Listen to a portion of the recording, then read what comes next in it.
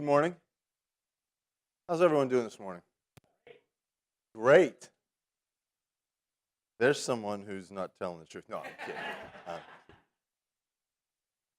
hope you all enjoyed your Thanksgiving week. We had a great time. Of course, Rebecca was home, so that's always fun.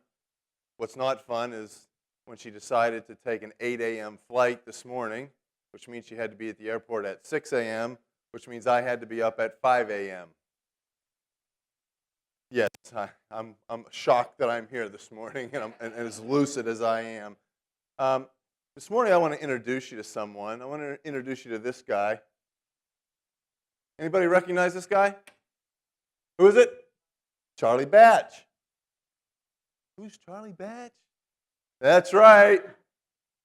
That's right. He's a Steeler. But let me tell you a little bit about the life of Charlie Batch. Charlie Batch grew up in Homestead, Pennsylvania. Homestead, Pennsylvania was the home of the Homestead Iron Works. It was a USS steel mill that employed hundreds and hundreds of people in Homestead. And when it closed, Homestead fell into poverty. Many of its families were ruined. This is the backdrop of where Charlie Batch grew up. When he was 11 years old, his father walked out the door never to return. It was desperate times for Charlie Batch and his mother and his sister. But Charlie Batch had something going for him. He was a pretty good athlete. By the time he was a senior in high school, he was a three-sport star, but he was a great quarterback. He attended Steel Valley High School, and he led the Steel Valley Ironmen. The Steel Valley Ironmen. Could you get any more Pittsburgh than that? He led the Steel Valley Ironmen to a state championship. When he left that school, he held all of Steel Valley's passing records, as you might imagine. And because of that, he drew the attention of Eastern Michigan University. They came calling, and they gave him a full scholarship to go play football there for them. He played 4 years. He was a 4-year letterman at Eastern Michigan University. When he graduated from Eastern Michigan University, he held all of their passing records. In 1995, he was Mid-American. He was all honors Mid-American. He played so well. He was such an outstanding athlete that in 1998, in the NFL draft, he was selected 30th overall by the Detroit Lions. He went there and he was instantly named the starter. And for 4 years, he was the starter for the Detroit Lions. He played alongside the great Barry Sanders for quite a few years. And then Charlie Batch got to realize the dream of just about every athlete. Charlie Batch got to come home. He got to come home and play for his hometown team. In 2002, he signed a contract with the Pittsburgh Steelers, and he ended up playing there for 11 more seasons. Of course, most of those seasons were spent as a backup, but he was always there when the Pittsburgh Steelers needed him. As a starter, he started only 9 games in that time frame, but he won all but one of them. He won 2 Super Bowl rings while he was there with the Steelers. He was named the 2006 Walter Payton Man of the Year.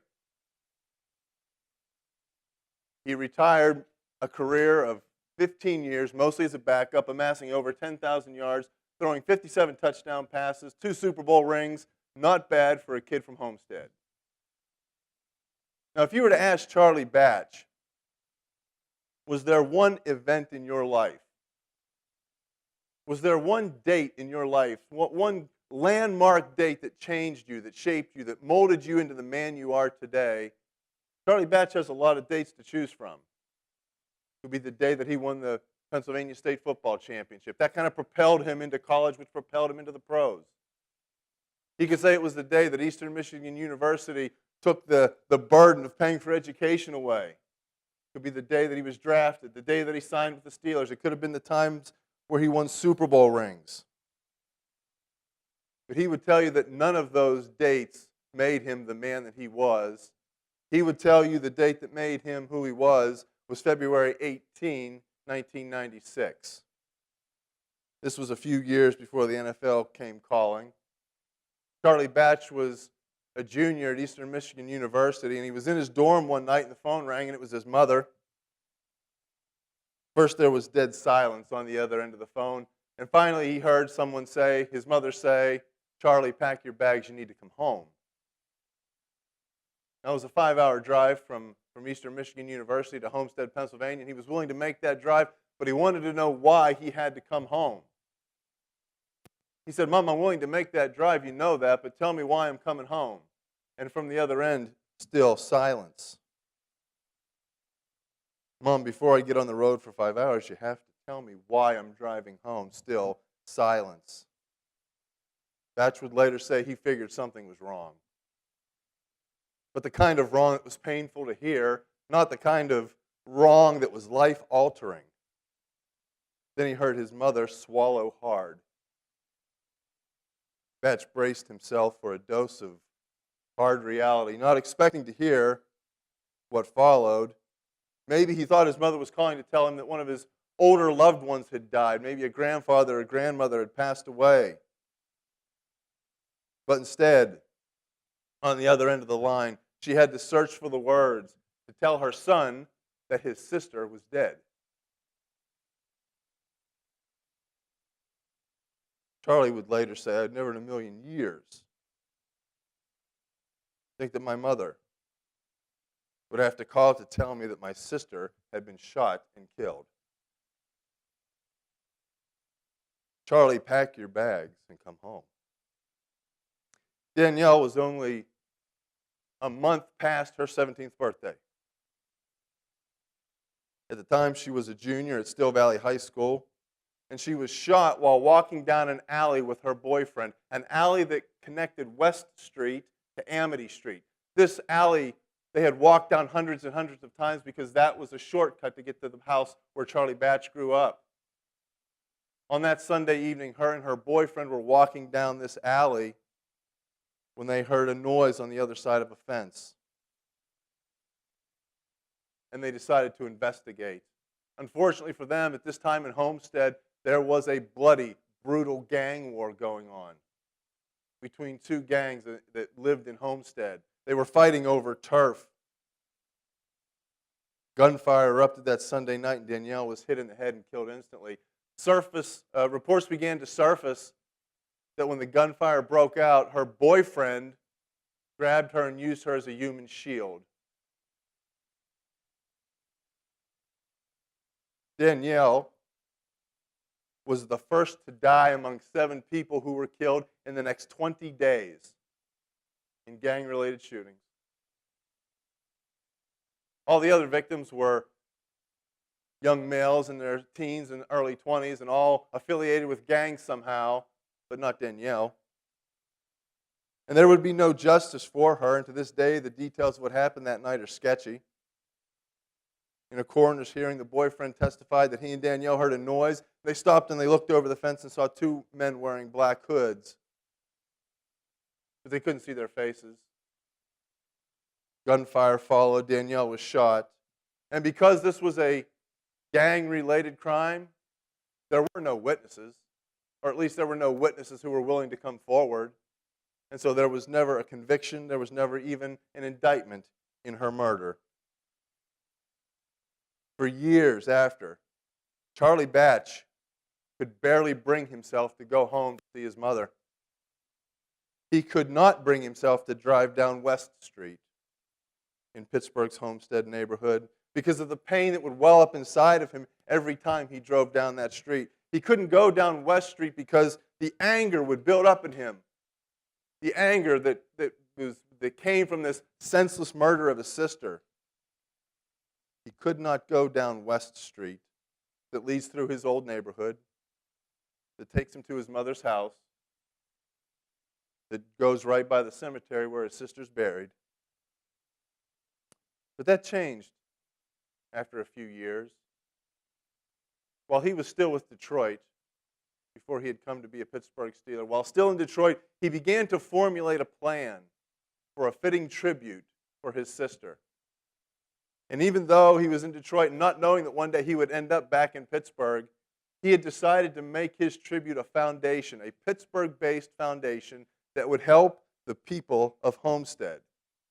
The very neighborhood that took his sister's life away would be the beneficiaries of his foundation. For the past 14 years, West Street has been the home to the Best of Batch Educational Foundation. In a red brick building that was once a funeral home, within sight of the Homestead Cemetery on West Street, where his murdered sister was buried. A red brick building on West Street, just down the street from the alley where his sister was murdered.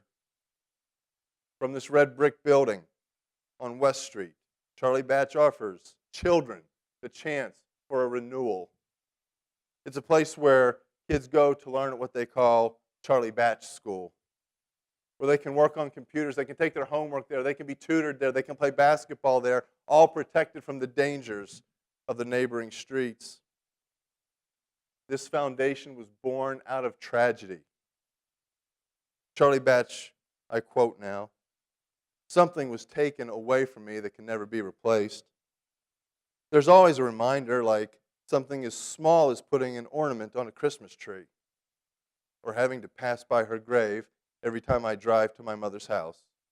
But I said if I had the chance, I'd give back to the community. We didn't want any other family to go through what we went through, to be the lead story on the 11 o'clock news. Now we have a purpose.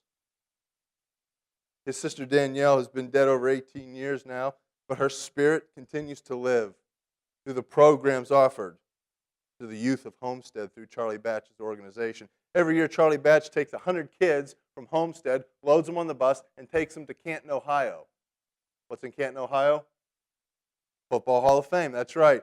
And they earn their seat on their bus by getting good grades in school, by having good attendance in school, and by participating in extracurricular activities and charitable fundraisers. Schoolwork is the cornerstone of his foundation's, signature program. He has a summer basketball league, and to play in that league, you have to have a grade point average in school higher than what the state of Pennsylvania requires for you to have to play sports in school. He's raised the bar for these children. And every kid who goes into his foundation, every kid, hundreds of kids every year, get his personal cell phone number. He told them there's no fooling around with this cell phone number, but he told them, I want them to know that they have a place to go if they have a problem, that there's always a way out of a bad situation. Every year between Thanksgiving and Christmas, Charlie Batch's foundation receives a letter. It's from a former gang member who's now serving time in the state penitentiary. And in every letter, he claims to know who killed his sister, and that he will give him that information if Charlie Batch helps him get out of prison. Every year, Charlie Batch shreds that letter. He said, I can't do that. My sister's life does not come with a price. Where was this person 18 years ago when it could have made a difference?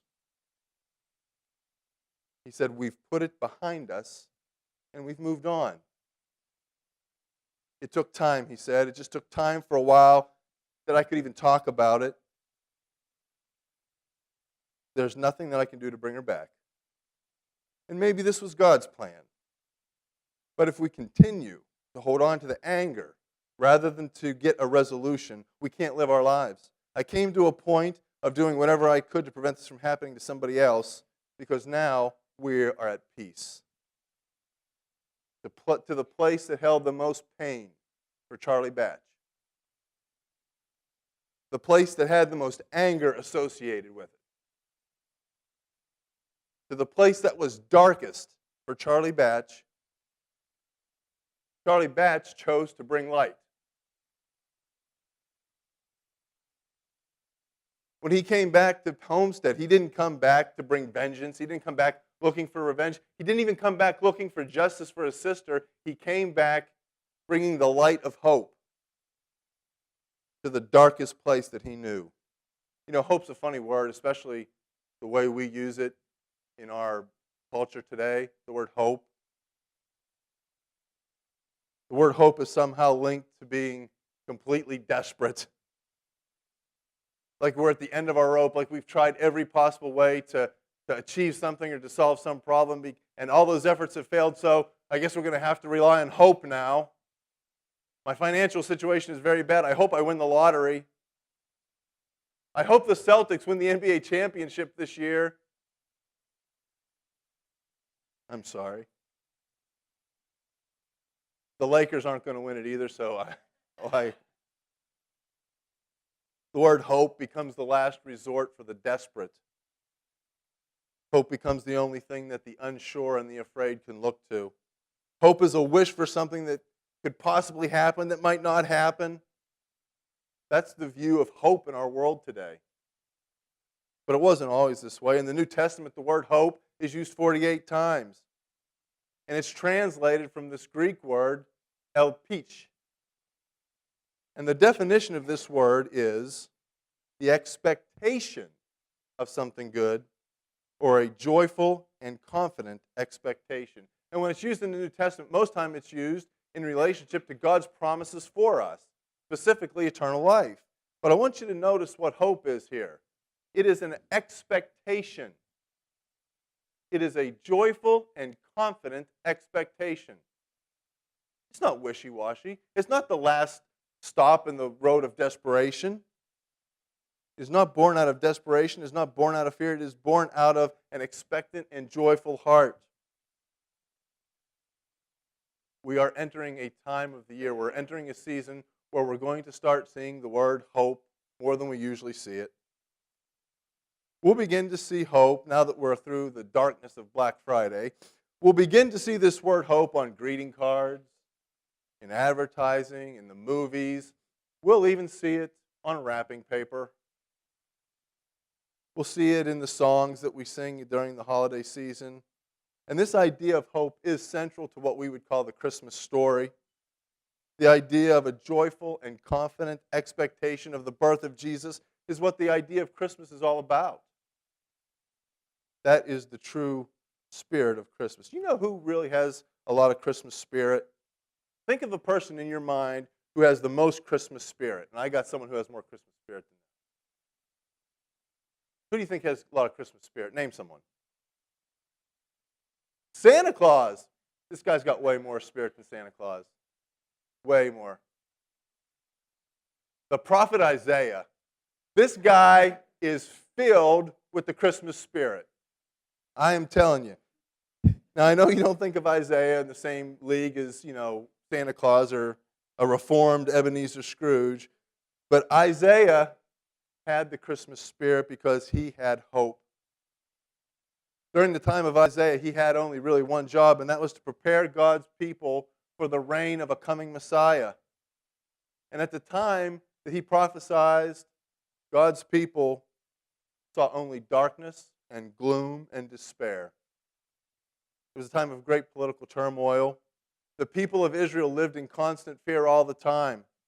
Foreign powers were threatening to carry Judah off into slavery.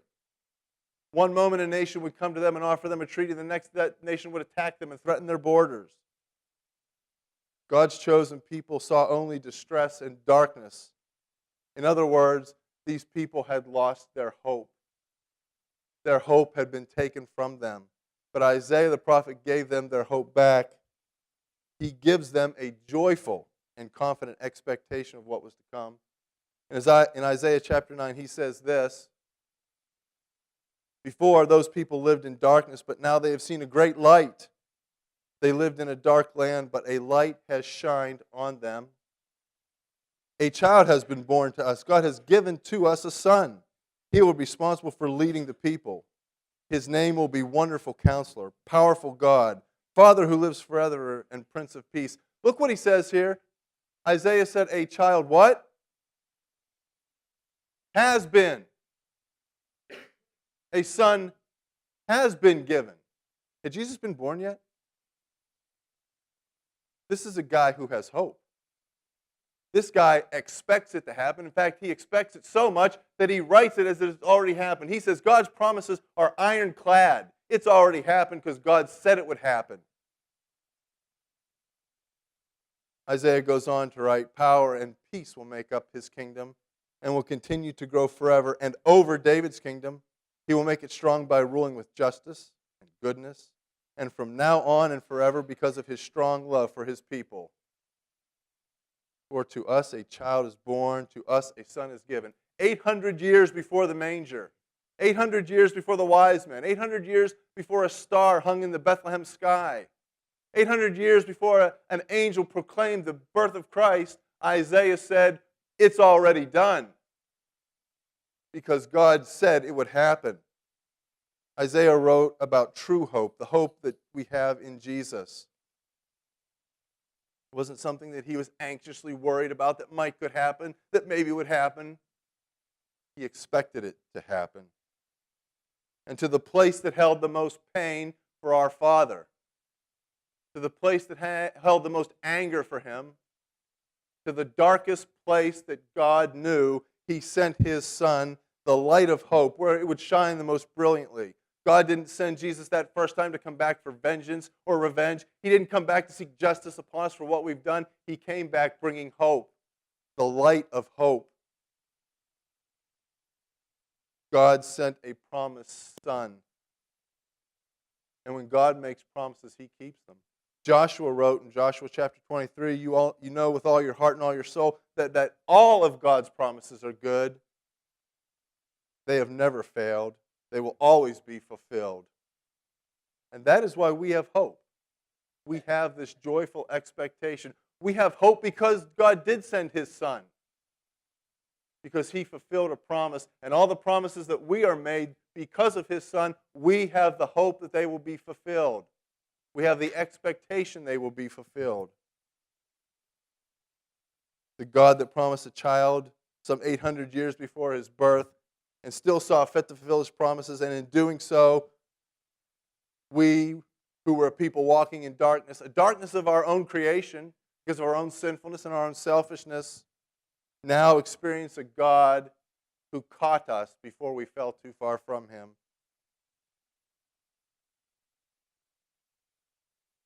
Too many of us are living our faith as if hope were a wish. We look at hope as something to be feared because of its uncertainty.